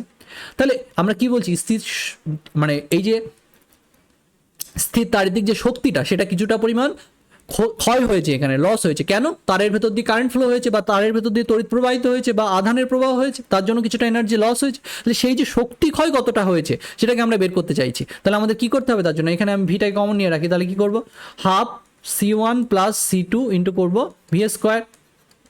তাহলে এনার্জি কতটা লস হলো সেটাকে আমরা বের করতে চাচ্ছি, তার মানে ডেল্টা ইউকে বের করতে চাচ্ছি। তাহলে ডেল্টা ইউ কী হবে আমাদের, তার মানে আমরা বলছি প্রথমের এনার্জিটা বেশি, তারপরে কিছুটা এনার্জি কমেছে ফাইনালি। তাহলে কতটা এনার্জি লস হয়েছে, এই পরিমাণ এনার্জি তোমার লস হবে। তাহলে বিয়োগ করলে তুমি এখানে কতটা শক্তি ক্ষয় হয়েছে সেটা তুমি পেয়ে যাবে এখানে। তাহলে সেটা বের করোই আমরা। তাহলে কি হবে, এই রাশিমালা যেগুলো পড়ানো হচ্ছে এগুলো খুবই ইম্পর্টেন্ট, এগুলো থেকে বিভিন্ন পরীক্ষায় খুব খুব কোয়েশ্চেন এসেছে, প্রচুর কোয়েশ্চেন এসেছে এখান থেকে, খুব ভালো করে পড়বে। এই যে আজকের যে লেকচার যেটা আমি বলছি, তাহলে ইন্টু ভি স্কোয়ার এটা হবে আমাদের। তাহলে এবার তুমি যদি এখানে ক্যালকুলেট করো তাহলে কত আসবে আমাদের এখানে, যে half C one V one square plus কী হবে half C two V two square, ঠিক আছে, half C two V two square minus কী হবে half C one plus C two into কী হবে ভি স্কোয়ার। এবার ভি মানে কত, C one V one plus কী হবে C two V two by কী হবে C one plus C two, তার কী হবে স্কোয়ার হবে। তাহলে এটাকে যদি তুমি ক্যালকুলেশন করো তাহলে এটা আস্তে আস্তে ছোটো হতে থাকবে, লাস্টে গিয়ে দেখবো আমরা সুন্দর একটা রেজাল্ট পেয়েছি। তাহলে কী পাবো লাস্টে গিয়ে দেখো, C one V one square plus কী হবে half C two V two square, এরকমটা আমাদের হবে। আচ্ছা এখানে ভি টু স্কোয়ার হবে, so V two square minus কী হবে হাফ, তুমি হিসাব করো এখানে তাহলে কত হবে C one V one plus কী হবে সি টু ভি টু, তার কী হচ্ছে স্কোয়ার বাই কী হবে C one plus C two হবে, ঠিক আছে। তাহলে এটা আমাদের হবে এখানে। তাহলে এবার আমরা ক্যালকুলেট করি, তাহলে কত হবে আমাদের হাফ যে C one V one square plus কী হবে half C two V two square, ঠিক আছে, মাইনাস কী হবে হাফ, এখানে C one plus C two দিয়ে রাখছি আমি, ঠিক আছে। আর এটাকে কী করে দিচ্ছি আমরা হিসাব করে দিচ্ছি এরকম করে, C one square V one square plus কী হবে C two square V two square plus কী হবে two C one C two, ঠিক আছে, ভি ওয়ান ভি টু এরকমটা আমাদের হবে, ঠিক আছে। তাহলে এবার কি পাবো দেখি আমরা, ওকে। তাহলে দেখো কত আসবে আমাদের এখানে, যে হাফ কি আসবে আমাদের এখানে, দেখো ভি ওয়ান স্কোয়ারের এই জায়গাটাকে আমরা এভাবে লিখতে পারি যে হাফ সি ওয়ান মাইনাস কি লিখতে পারি যে সি ওয়ান স্কোয়ার বাই কত হবে C one plus C two এরকমটা আমাদের হবে, ইন্টু কত হবে ভি ওয়ান স্কোয়ার এরকমটা আমাদের হবে। তারপরে কত লিখতে পারি plus half C two minus কি লিখতে পারি সি টু স্কোয়ার বাই কি লিখতে পারি C one plus C two এরকমটা আমরা লিখতে পারি, ঠিক আছে। তারপরে কি লিখতে পারি যে মাইনাস হাফ ইন্টু কি লিখতে পারি যে আচ্ছা এখানে একটা দুই আছে, তাহলে দুই দুই তোমার কেটে যাবে এখানে, তাহলে এখানে তুমি লিখতে পারো যে C one C two by কত হবে C one plus C two into কি লিখতে পারো ভি ওয়ান ভি টু। আচ্ছা এখানে হাফটা দেওয়া থাকে আমার, এটা তাহলে আমার সুবিধা পড়বে একটা জায়গায়, তাহলে এখানে আমি two into V one V two রেখে দিই এরকমভাবে, এরকম করে রেখে দিই আমি, তাহলে আমার সুবিধা হবে একটা জায়গায়, তাহলে এভাবে আমি রেখে দিই, তাহলে এইভাবে আমার থাকবে ক্যালকুলেশন করলে, ঠিক আছে। তাহলে আমরা এবার ক্যালকুলেশন করি, দেখো বিয়োগটা করি, তাহলে বিয়োগ করলে কত আসবে আমাদের, যে এখানে সি ওয়ান স্কোয়ার হবে তারপরে সি ওয়ান সি টু হবে, তাহলে C one square C square কেটে যাবে, যদি আমি একবারে ক্যালকুলেশনটা ছোটো করার জন্য একটু তাড়াতাড়ি করছি, তাহলে C one C two by কত হবে C one plus C two into কত হবে ভি ওয়ান স্কোয়ার এরকমটা হয়ে যাচ্ছে, প্লাস কি হচ্ছে সেমভাবে আমরা করতে পারি এরকম করে half C one C two by C one plus C two এরকমটা আমাদের হচ্ছে, ইন্টু কত হচ্ছে আমাদের ভি টু স্কোয়ার এরকম হচ্ছে, ঠিক আছে, এখানে একটা ভি টু স্কোয়ার হবে, ওকে। তারপরে কত হবে minus half C one C two by কী হচ্ছে C one plus C two into কী হবে ভি ওয়ান ভি টু। তাহলে এবার আমরা কমন নিয়ে লিখে দিতে পারি, তাহলে কত আসবে আমাদের এখানে যে half C one C two by কী হবে C one plus C two into কত হচ্ছে V one square plus V two square minus two V one V two, এখানে একটা টু হবে, টুটা আমি মিস করে গেছি, এখানে টু হবে এখানে একটা, so two V one V two. তাহলে আমরা কি লিখতে পারি, এবার দেখো ছোটো হয়ে গেল আমাদের, তাহলে ভি ওয়ান স্কোয়ার প্লাস কী হবে ভি টু স্কোয়ার মাইনাস কী হবে two V one V two এরকমটা আমাদের হবে। তাহলে দেখো কতটা এনার্জি এখানে শক্তি ক্ষয় হচ্ছে আমরা পেয়ে যাব, তাহলে delta U is equal to কত হবে আমাদের শক্তি ক্ষয়ের রাশিমালা, এটা হবে আমাদের যে half C one C two by কত হবে C one plus C two into কত হবে V one minus V two তার স্কোয়ার, তাহলে এটাই হচ্ছে শক্তি ক্ষয়ের রাশিমালা হবে, এটা আমাদের মুখস্থ রাখতে হবে, এটা খুবই ইম্পর্টেন্ট, এটা খুবই ইম্পর্টেন্ট, মুখস্থ রাখবে যে কতটা এনার্জি লস হলো এখানে half C one C two by C one plus C two into V one minus V two তার হোল স্কোয়ার, এই পরিমাণ এনার্জি এখানে লস হবে। এটাই হচ্ছে দুটো ধারককে তুমি আহিত করলে, আহিত করে তাদেরকে এরকম সমান্তরাল সমবায়ে যুক্ত করলে তাহলে কতটা শক্তি ক্ষয় হবে, এই পরিমাণ শক্তি আমার ক্ষয় হবে। প্রথমে যে এনার্জিটা ছিল সেটা বেশি ছিল, তারপরে যে শক্তিটা জমা হয়েছে তা সেটা তার থেকে একটু কম, তাহলে বিয়োগ করেছি আমরা, বিয়োগ করে শক্তি কতটা ক্ষয় হয়েছে সেটাকে আমরা এইভাবে বের করতে পারি। তোমাকে যদি পার্সেন্টেজ বের করতে পারি, এবার তুমি পার্সেন্টেজ বের করতে পারো যে কতটা শক্তি ক্ষয় হয়েছে বা প্রাথমিক কতটা এনার্জি ছিল, ঠিক আছে, সেটাকে যদি অনুপাত করো তাহলে তুমি শক্তি ক্ষয়ের রাশিমালা তোমার মানে ইয়েটা পেয়ে যাবে, কত পার্সেন্টেজ শক্তি তোমার ক্ষয় হয়েছে সেটা তোমরা পেয়ে যাবে। তাহলে এইভাবে শক্তি ক্ষয়ের রাশিমালাটাকে আমরা বের করি এই সংস্থাটার জন্য। এই সেম ফর্মুলা কিন্তু এর ক্ষেত্রে প্রযোজ্য হবে। কার ক্ষেত্রে? এই যে আমরা বললাম যে দুটো গোলককে এইভাবে যদি আমরা কানেক্ট করে দিই, প্রথমে কিছুটা আধান দিলাম, তাদেরকে কানেক্ট করে দিলাম, তাহলে আধানের প্রবাহ হবে যতক্ষণ না পর্যন্ত তাদের ভোল্টেজ সমান হয়। তাহলে সেখানেও শক্তির কিছুটা ক্ষয় হবে। কতটা শক্তি ক্ষয় হবে সেটাকে তোমরা এই ফর্মুলা দিয়ে বের করতে পারো। এই C1 C2 জায়গায় কি লিখবে? ওদের ধারকত্বগুলোকে লিখবে।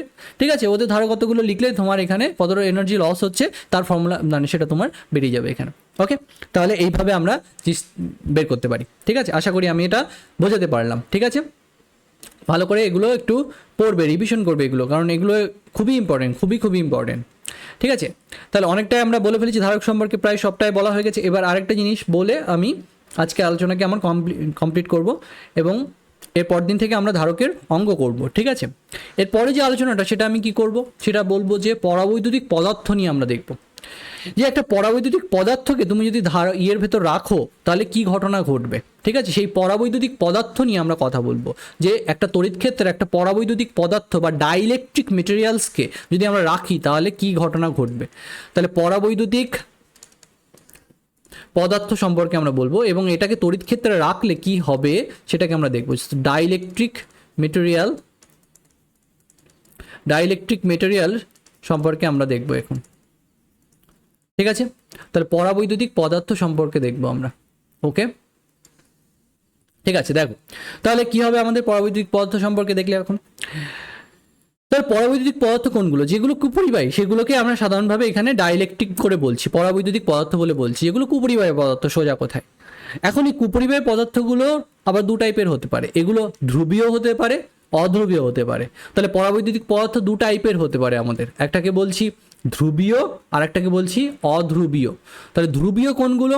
যেগুলোতে একটা পার্মানেন্ট ডাইপোল মোমেন্ট থাকবে, দ্বিমেরু ভ্রামক থাকবে, সেগুলোকে বলবো ধ্রুবীয় পরাবৈদ্যুতিক পদার্থ। আর একটা কি হতে পারে? অধ্রুবীয়। তাহলে এগুলোকে বলছি পোলার ডাইইলেকট্রিক মেটেরিয়াল, আর এটাকে বলছি নন পোলার। ঠিক আছে, তাহলে ধ্রুবীয় আর অধ্রুবীয় পরাবৈদ্যুতিক পদার্থ। ঠিক আছে, তাহলে ধ্রুবীয় পরাবৈদ্যুতিক পদার্থ কোনগুলো? এদের কি থাকবে? একটা স্থায়ী পরাবৈদ্যুতিক ধ্রুবক থাকে। তাহলে এর বৈশিষ্ট্য কি? এর বৈশিষ্ট্য হচ্ছে এটাতে স্থায়ী পরাবৈদ্যুতিক ধ্রুবক থাকে। পরাবৈদ্যুতিক ধ্রুবক বলছি কেন, এটাতে স্থায়ী তড়িৎ দ্বিমেরু ভ্রামক থাকে। সেইগুলো হচ্ছে তোমার পোলার ডাইইলেকট্রিক মেটেরিয়াল, যেটাতে একটা স্থায়ী যে দ্বিমেরু ভ্রামক থাকবে, তড়িৎ দ্বিমেরু ভ্রামক থাকবে। তাহলে এটাতে স্থায়ী তড়িৎ দ্বিমেরু ভ্রামক থাকে। ঠিক আছে, তাহলে এটাতে স্থায়ী তড়িৎ দ্বিমেরু ভ্রামক থাকে, ধ্রুবীয় যেগুলো ডাইইলেকট্রিক মেটেরিয়াল হয়। আর এটাতে কি হয়? এটাতে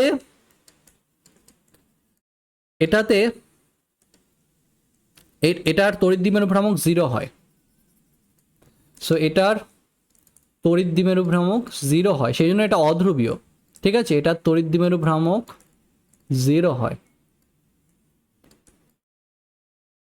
ভ্রামক 0 হয়।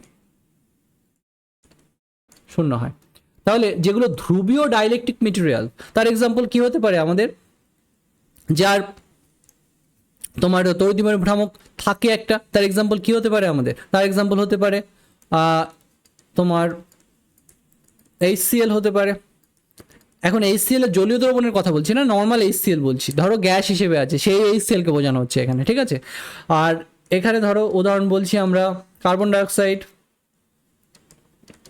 ঠিক আছে, তাহলে কার্বন ডাইঅক্সাইড হচ্ছে অধ্রুবীয়, অন্যদিকে HCl হচ্ছে কি ধ্রুবীয়।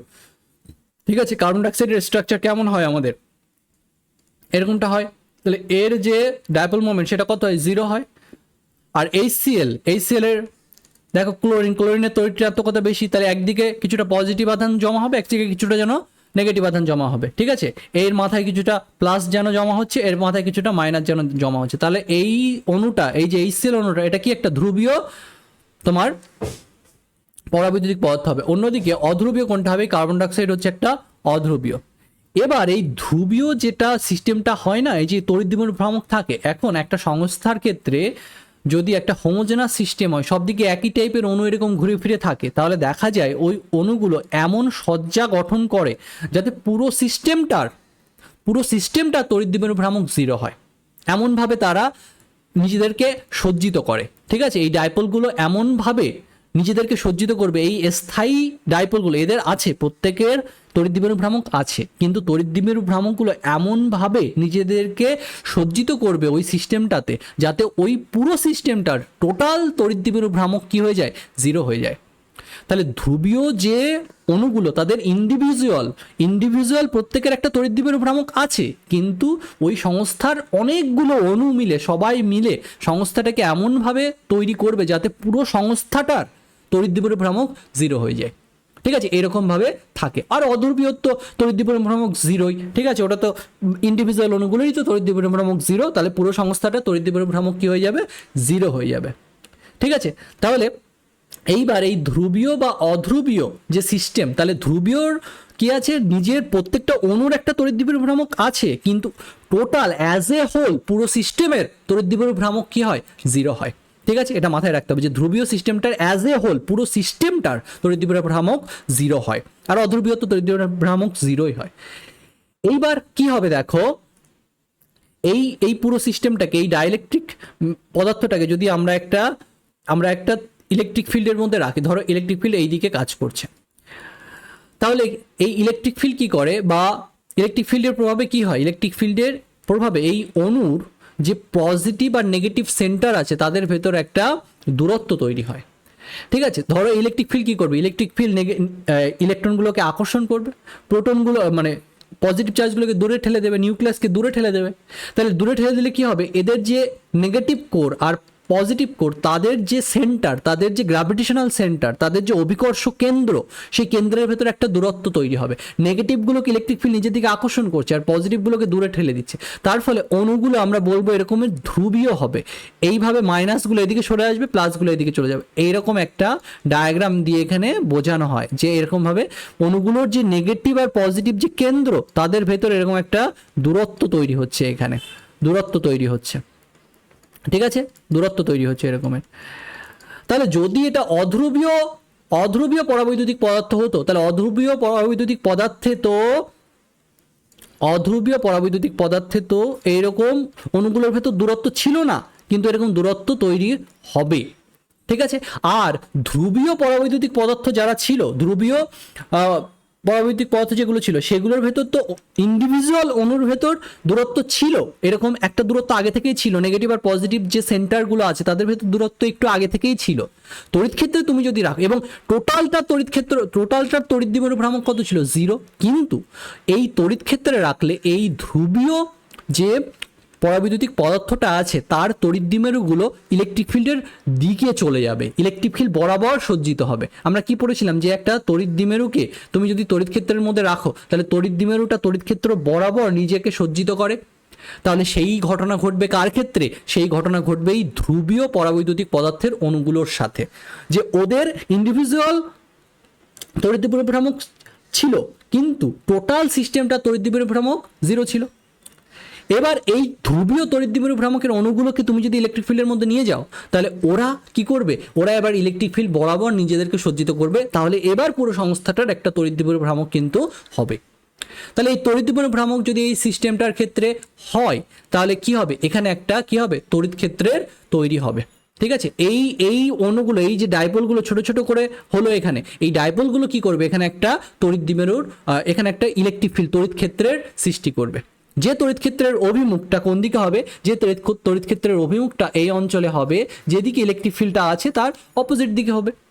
তাহলে মানে এই ইলেকট্রিক ফিল্ডের অপোজিটে যেন এরকম এরা একটা ইলেকট্রিক ফিল্ড তৈরি করছে। তাহলে এখানে যদি কোনো একটা পয়েন্ট পি হয়, তাহলে পি পয়েন্ট ইলেকট্রিক ফিল্ড কার জন্য হবে, দুটো ইলেকট্রিক ফিল্ডের সমষ্টি হবে, যে এই ই প্লাস এই ইপি, এই দুটো মিলে কি হবে, ওই অঞ্চলে একটা তড়িৎ ক্ষেত্র তৈরি করবে। অ্যাকচুয়ালি ইপিটা উল্টো দিকে হয়েছে, তাহলে তুমি যদি মাইনাস ইপি লেখো তাহলে হতো, আমি জাস্ট ইন জেনারেল বোঝাচ্ছি যে এরকম দুটো মিলে এইখানে একটা তড়িৎ ক্ষেত্র সৃষ্টি করছে। তাহলে এইভাবে তোমার ব্যাপারটা হচ্ছে, এরকমভাবে ব্যাপারটা আমরা বলবো যে এরকমটা একটা তৈরি হবে। তাহলে এই যে এবার সংস্থাটাতে একটা লব্ধি তড়িৎদ্বিমেরু ভ্রামক তৈরি হলো, কার ক্ষেত্রে? এই অধ্রুবীয় যে পরাবৈদ্যুতিক পদার্থটা আছে তার ক্ষেত্রেও একটা লব্ধি তড়িৎদ্বিমেরু ভ্রামক এইভাবে তড়িৎ ক্ষেত্রে তৈরি হলো, আবার ধ্রুবীয় যেটা পরাবৈদ্যুতিক পদার্থ তাতেও কি হলো, একটা লব্ধি তড়িৎদ্বিমেরু ভ্রামক তৈরি হলো এই ইলেকট্রিক ফিল্ডের ভেতর রাখলে। এবার এই যে এইভাবে যদি রাখো তাহলে এই পরাবৈদ্যুতিক পদার্থের একক আয়তনে সৃষ্ট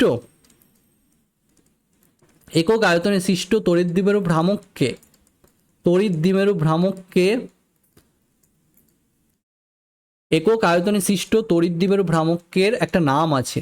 কি নাম আছে? একক আয়তনে সৃষ্ট তড়িৎদ্বিমেরু ভ্রামককে মেরুকরণ বলে। ঠিক আছে, মেরুকরণ বা পোলারাইজেশন বলে। ঠিক আছে, মেরুকরণ, এটাকে ইংরেজিতে বলে পোলারাইজেশন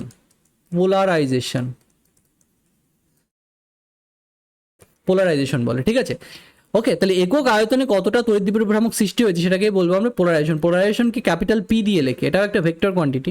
এটাকে বলছি যে টোটাল একক আয়তনে কতটা তড়িৎদ্বিমেরু ভ্রামক তৈরি হয়েছে। অনেকগুলো তড়িৎদ্বিমেরু ভ্রামক মিলে ধরো ওই আয়তনটাতে তড়িৎদ্বিমেরু ভ্রামক তৈরি করেছে একটা লব্ধি, তাহলে একক আয়তনে যে তড়িৎদ্বিমেরু ভ্রামক তৈরি হবে সেটাকে আমরা কি বলবো? এই পোলারাইজেশন বলবো। ঠিক আছে, এবার এই পোলারাইজেশনকে লেখা হয় কি করে একটা সংস্থার ক্ষেত্রে? এইভাবে লেখা হয়। এই রিলেশনগুলো জানা একটু জরুরি, এগুলো পরীক্ষা আসতে পারে। তাহলে পি ইজ ইকুয়াল টু কী হতে পারে? পি ইজ ইকুয়াল টু আমরা লিখি এইভাবে, যদি কোনো মেটেরিয়াল ওখানে না থাকতো, যদি ওটা শূন্য মাধ্যম হতো তাহলে কি লিখতাম? Epsilon not. এবার এই মেটেরিয়াল যেটা তুমি ঢুকিয়েছো তার ইফেক্টিভনেস বোঝানোর জন্য আমরা এই যে জিনিসটা ইউজ করি, এই লিখেছি, এটাকে আমরা ইউজ করি, এটাকে বলে কাই। ঠিক আছে, কাই ই, মানে তড়িৎ ক্ষেত্রের ওই যে পরাবৈদ্যুতিক পদার্থটাকে তুমি ঢুকিয়েছো তার একটা ইফেক্ট বোঝানোর জন্য এই জিনিসটাকে আমরা লিখি যে কাই ই। ঠিক আছে, ইন্টু কি হবে? ই। তাহলে এইভাবে আমরা কি লিখি? এইভাবে আমরা একটা এটাকে লিখতে পারি। ঠিক আছে, পোলারাইজেশনটাকে লিখতে পারি। ঠিক আছে, তাহলে পোলারাইজেশন মানে কি হচ্ছে? একক আয়তনে সৃষ্ট যে তড়িৎদ্বিমেরু ভ্রামক তাকে বলছি আমরা পোলারাইজেশন বা মেরুকরণ। ঠিক আছে, তাহলে সেটাকে আমরা এইভাবে বলছি। তাহলে পি ইজ ইকুয়াল টু কি লেখা যায়? এরকমটা লেখা যায়। ঠিক আছে, ওকে। একটা জিনিস খেয়াল করে দেখো, আমি তোমাদের বলছিলাম যে এই পোলারাইজেশনের ফলে যে ইলেকট্রিক ফিল্ডটা তৈরি হবে এরকম অপোজিটে ক্রিয়া করবে। কেন? কারণ দেখো এখানে মাইনাস আছে, এখানে প্লাস আছে, এরকম আছে। এখানে কি আছে? মাইনাস, এখানে প্লাস আছে, এরকম আছে। তাহলে এই প্লাস মাইনাসগুলো ধরো একে অন্যকে ক্যান্সেল আউট করে দিচ্ছি, তাহলে এরকম দেখো অপোজিটে উল্টো দিকে একটা ফিল্ড হবে না? এই যে এদিকে প্লাস আছে, এদিকে মাইনাস আছে, তাহলে এই পয়েন্টে যদি ফিল্ড তুমি হিসাব করো, সেই ফিল্ডের ডিরেকশন কোন দিকে হবে? এই দিকে হবে না? সেজন্য আমরা বলছি যে এই পরাবৈদ্যুতিক পদার্থটা প্রবেশ করানোর ফলে ইলেকট্রিক ফিল্ডের ইন্টেন্সিটি যেন ওই পয়েন্টে কি হয়ে যাচ্ছে? কমে যাচ্ছে। ইলেকট্রিক ফিল্ডের ইন্টেন্সিটি যেন কি হচ্ছে? কিছুটা কমে যাচ্ছে। ওকে, সেটা তুমি মাথায় রাখো। তাহলে এই দুটো মিলে ওই পয়েন্টে একটা ফিল্ড তোমার কিন্তু ক্রিয়েট করবে, টোটাল ফিল্ড যেটা হবে সেটা হবে এরকম। তাহলে পোলারাইজেশনকে এইভাবে বলি আমরা। ঠিক আছে, এখানে আরেকটা জিনিসকে বোঝানো হয়, ডি বলে একটা কোয়ান্টিটি আছে। এই জিনিসটাও মাঝে মাঝে আমাদের দরকার হয়। এটাকে ইংরেজিতে বলা হয় ইলেকট্রিক ডিসপ্লেসমেন্ট। তাহলে এটাকে কি করে লেখা হয়? এটাকে লেখা হয় এরকম করে।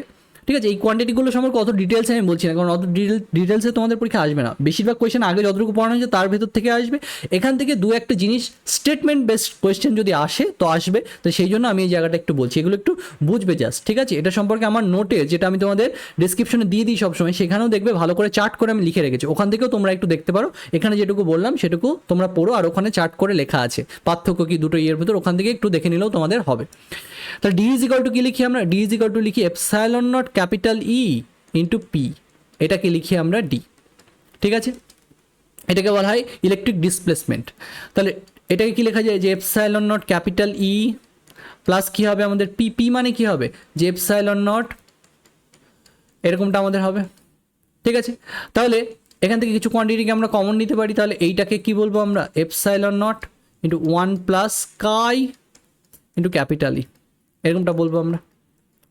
ঠিক আছে, তাহলে এইটা পুরো জিনিসটাকে আমরা বলবো এপসাইলন ইন্টু ক্যাপিটাল। এই যে আমরা এপসাইলন বলতাম সবসময় একটা মাধ্যমের জন্য, তাহলে এপসাইলন ইজ ইকুয়াল টু কত ধরলাম আমি? এপসাইলন ইজ ইকুয়াল টু ধরলাম এপসাইলন নট ইন্টু 1 প্লাস কাই ই, এরকমটা ধরলাম। তাহলে এপসাইলন বা এপসাইলন নট যদি করি তাহলে কি পাওয়া যায়? পরাবৈদ্যুতিক ধ্রুবক পাওয়া যায়। তাহলে এপসাইলন বা এপসাইলন নট সমান কি লেখা যায়? এরকমটা লেখা যায় যে 1 প্লাস কাই, এরকমটা লেখা যায়। ঠিক আছে, এরকমটা লিখতে পারি তাহলে আমরা। ঠিক আছে, তাহলে কে ইজ ইকুয়াল টু এরকম লিখতে পারি, তাহলে ইলেকট্রিক ডিসপ্লেসমেন্ট সমান এরকম লিখতে পারি, ঠিক আছে। আচ্ছা, আর এই কাই, এই যে কাইটা লিখলাম এটাকে কি বলা হয়, এটাকে বলা হয় ইলেকট্রিক সাসেপ্টিবিলিটি, এটাকে বলা হয় ইলেকট্রিক সাসেপ্টিবিলিটি, ঠিক আছে, সাসেপ্টিবিলিটি।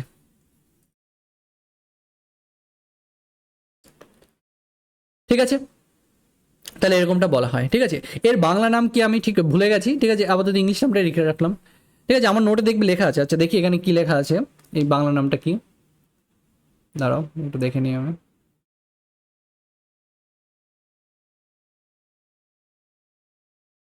ঠিক আছে, দেখো এখানে সুন্দর করে আমি লিখে রেখেছি যে ইয়েগুলো, ব্যাপারগুলো, এগুলো এগুলো এখান থেকে তোমরা পড়তে পারো যে কি কি হবে এখানে, ঠিক আছে, কি কি হবে সুন্দর করে দেখবে লেখা আছে। এগুলো এগুলো যেগুলো আমি ওখানে তোমাদের নোট হিসেবে লিখলাম সেগুলোই লেখা আছে এখানে। আমি ডিটেলসে বলেছি যে কি হবে কি ঘটবে, তোমরা একটু পড়ে দেখতে পারো এখানে, ঠিক আছে। এটাকে বলা হয় তড়িৎ সংবেদনশীলতা, ইলেকট্রিক সাসেপ্টিবিলিটি, ঠিক আছে, বাংলা হচ্ছে তড়িৎ সংবেদনশীলতা, যে এই কাই ইকে বলা হয় তড়িৎ সংবেদনশীলতা। তাহলে কোনটা কি রিলেশনগুলো এটা একটু বলবে। আর ইলেকট্রিক ডিসপ্লেসমেন্টের বাংলা হচ্ছে তড়িৎ স্থানচ্যুতি, তাহলে এটা এরকম আমাদের হবে।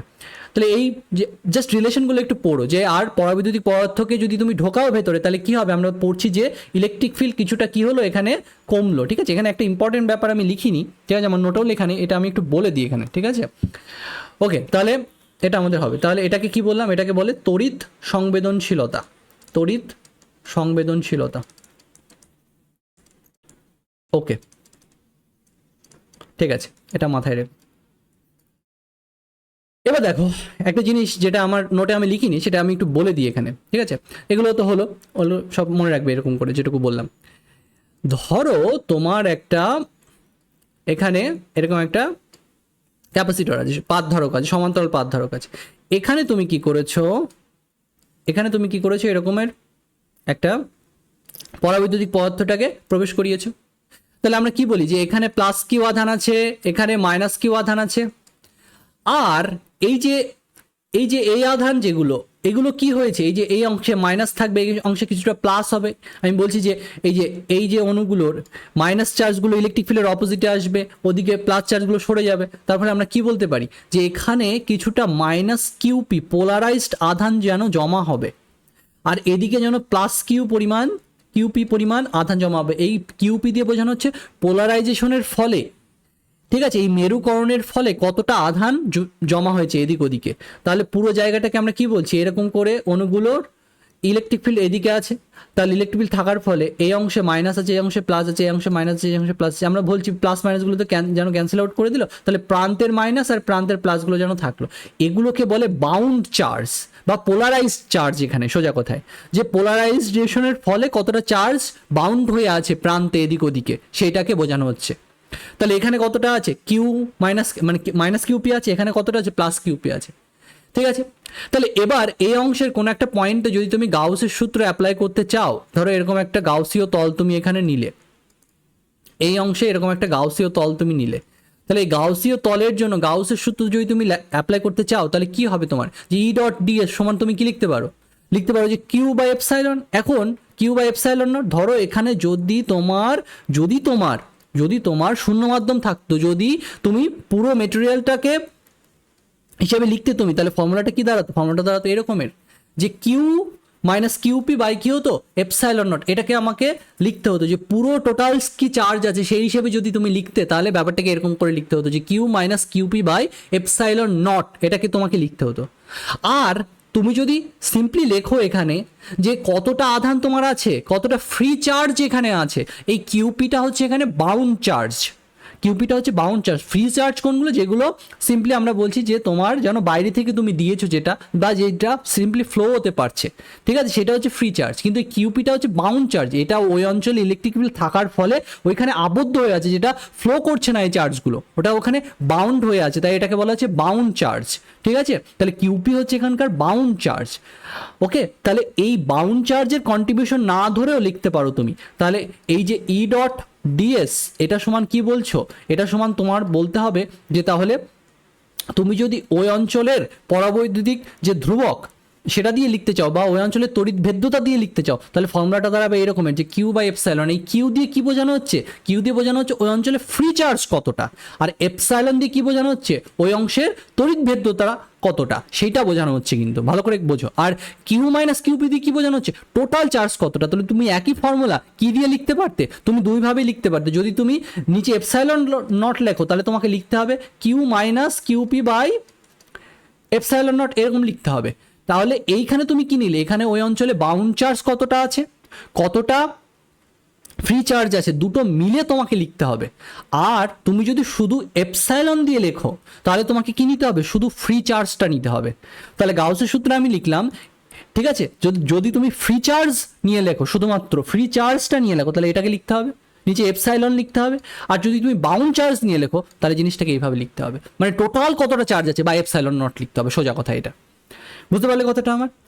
তাহলে দুইভাবে আমরা ইফেক্টিভনেসটা বোঝাতে পারি। এই যে পরাবৈদ্যুতিক পদার্থটার ইফেক্টিভনেসটা দুভাবে বোঝাতে পারি। একটা হচ্ছে আমি কি দিয়ে বোঝাচ্ছি, একটা হচ্ছে আমি বোঝাচ্ছি এইভাবে যে কিউপি এখানে মাইনাস করে দেওয়া হয়েছে, এইভাবে আমি ইফেক্টিভনেসটা বোঝাচ্ছি যে কিউপি ওই পরাবৈদ্যুতিক পদার্থ ঢোকানোর ফলে ওখানে কিছু চেঞ্জ হয়েছে, সেটাকে এভাবে বোঝাচ্ছি। অথবা আমি এই নিচে এপসাইলন দিয়ে বোঝাচ্ছি যে পরাবৈদ্যুতিক পদার্থটাকে ঢোকানোর ফলে নিচে আমাকে এপসাইলন লিখতে হয়েছে।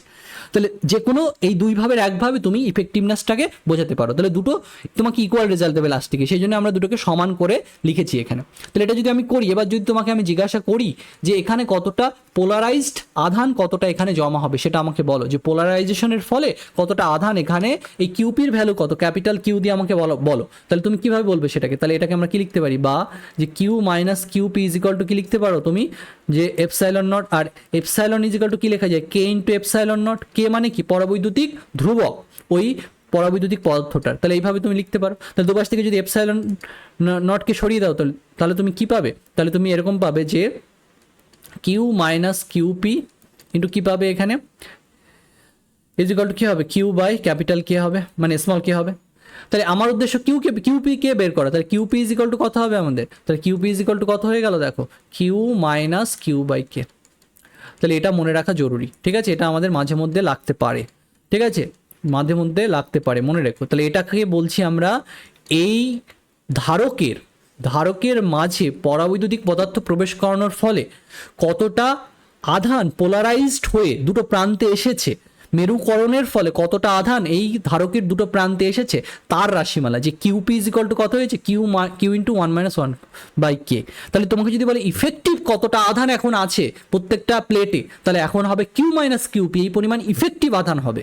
যে কিউটা ছিল আর কিউপিটা আছে, দুটো মিলে যেন কিছুটা কমে গেল, ঠিক আছে? তাহলে এইটা হবে তার রাশিমালা, যে কিউপি ইজ ইকাল টু কত হবে? ক্যাপিটাল কিউ ইন্টু 1-1/k, এটা ছোট হাতের কে। এটাকে বলবো পরাবৈদ্যুতিক ধ্রুবক, ডাইইলেকট্রিক কনস্ট্যান্ট ওই মেটেরিয়ালটার। তাহলে দেখো ধারক সম্পর্কে যতগুলো কিছু বলার দরকার আমি সবই এখানে বলে দিয়েছি।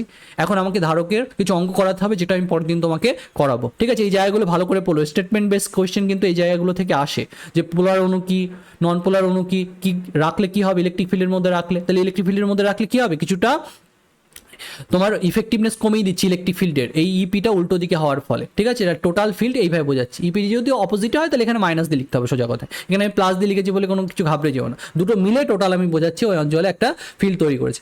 এবার দেখো একটা জিনিস খেয়াল করে, কে কিন্তু এভাবেও লেখা যায়। তুমি যদি মান দিয়ে লিখতে চাও, ধরো কে এইভাবে লেখা যায়, কে ইজ ইকাল টু লেখা যায় ই বাই ই নট, এভাবেও কিন্তু কে লেখা যায়। কে মানে পরাবৈদ্যুতিক ধ্রুবক। যে কোনো একটা অঞ্চলে তোমার তড়িৎ ক্ষেত্র আছে, ওই অঞ্চলে পরাবৈদ্যুতিক পদার্থটা নেই, না থাকাকালীন তড়িৎ ক্ষেত্রটাকে ই দিয়ে বোঝাচ্ছ, ঠিক আছে? সরি, এখানে উল্টো হবে, এখানে ভুল বলে ফেলেছি এটাতে। তাহলে আমরা কি বলছি? যে তড়িৎ ক্ষেত্রের মান কিছুটা হ্রাস পেয়েছে। তাহলে ওই অঞ্চলে পরাবৈদ্যুতিক পদার্থটা যখন ছিল না, তখন তড়িৎ ক্ষেত্রকে আমি বলছি ই নট।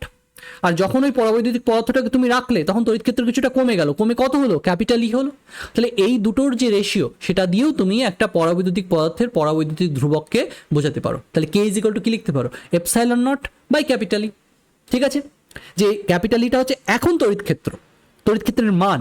আর ক্যাপিটাল ই নটটা কি? ক্যাপিটাল ই নটটা হচ্ছে আগে তড়িৎ ক্ষেত্রের মান কত ছিল যখন পরাবৈদ্যুতিক পদার্থটা ছিল না ওখানে, এইভাবেও বোঝানো যায় কে কে। তাহলে কে ইজ ইকাল টু লেখা যায় epsilon naught by capital epsilon, capital epsilon E naught by capital, অথবা লেখা যায় আবার এটা সমান কি লেখা যায় যে এপসাইলন বাই এপসাইলন নট, এটাও লেখা যায়। তাহলে দুটো এখানে ইকুয়াল করে আমরা এইভাবে লিখতে পারি। ঠিক আছে, তাহলে জিনিসটা আমাদের এরকম দাঁড়াবে। তাহলে আশা করি এই ব্যাপারগুলো আমি বোঝাতে পেরেছি। ঠিক আছে, এইভাবে আমার ক্যাপাসিটর ধারকের যে আলোচনাটা কমপ্লিট হলো, এরপরে আমি এর উপর অঙ্ক করাবো নেক্সট লেকচারে আমার। ঠিক আছে, ওকে। তাহলে এগুলো তোমরা পড়ো ভালো করে। ভিডিও ভালো লেগে থাকলে তোমরা ভিডিওকে লাইক করো, বন্ধুদের সাথে শেয়ার করো এবং আমার চ্যানেলকে সাবস্ক্রাইব করো। থ্যাংক ইউ বন্ধুরা।